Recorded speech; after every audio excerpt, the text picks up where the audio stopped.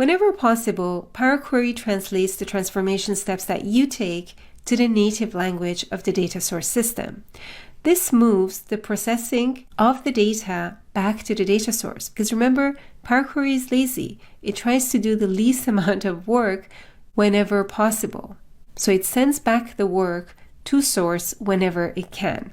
Now, query folding is an important concept to understand if you're connecting to relational databases like an SQL database, OData feed, or Exchange. It doesn't apply to fat files like CSV files, text files, or Excel files. So imagine you're connecting to an SQL database and you wanted to filter for a specific customer. Power Query doesn't load the entire dataset into memory and then filter, because that's going to be inefficient, but it sends the work back to SQL. Now, where can you see that? Well, if you right mouse click on the step, you can check to see if View Native Query is clickable. And I'm going to show that to you in a second in Excel so that you can picture how this looks. Now, when you click on View Native Query, you can actually see the code that Power Query sends back to the source system. It's not going to be clickable if you're importing data from a CSV file or from an Excel file. It's also not always visible even if query folding is happening in the backend, because this option is only available for some relational databases, not all. So for example, it's available for SQL, but it's not available for OData feed, even though query folding is actually happening in the backend. To find out, you're going to have to look at the source system logs or use other query diagnostic tools. Also, if you perform operations like pivoting your data, adding an index column, or creating your own more complex custom functions, you disrupt the process. Query folding doesn't occur. And once it breaks, from that point onwards, it doesn't apply, even if you use steps that would normally be folded. Once it's broken, it's broken. So if you have to do operations that aren't supported by query folding, it's best that you put them as late as possible in the transformation process, and also try to reduce the dataset by using operations like filter or removing any unnecessary columns. Let's switch to Excel and let me show you how query folding actually looks. I'm going to connect to an SQL database. I have it available under my recent sources. Let's connect to it. Let's go with sales.invoice lines and transform the data. Okay, so I have a lot of columns available here. I'm just going to pick a few of these.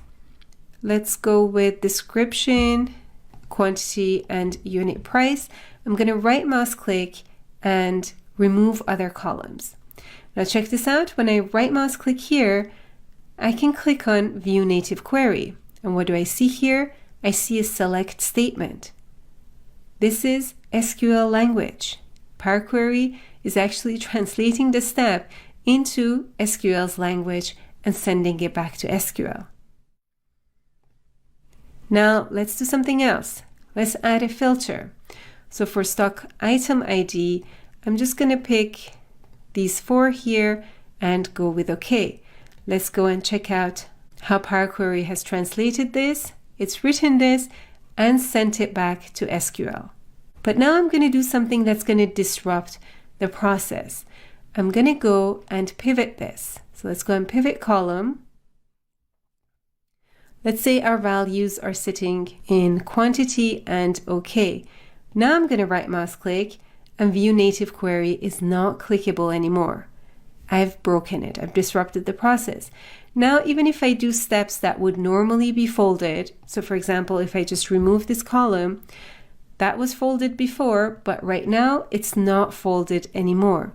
The moment I put it back, before the step where I started to break the process, when I right mouse click, it can be folded, right? So that's what I mean when I say try to put in all the steps that break the folding as late as possible in the transformation process, so you can take advantage of the fact that Power Query translates the steps and sends them back to the database. Now, if it's not possible to send some of the steps back, what you could also do is chat with your database administrator and ask them if they can create a database view that doesn't require you to apply transformations that are not foldable. All of this becomes important though only if you're dealing with a lot of data and your queries are becoming considerably slow. But keep this in mind whenever you're working with relational databases.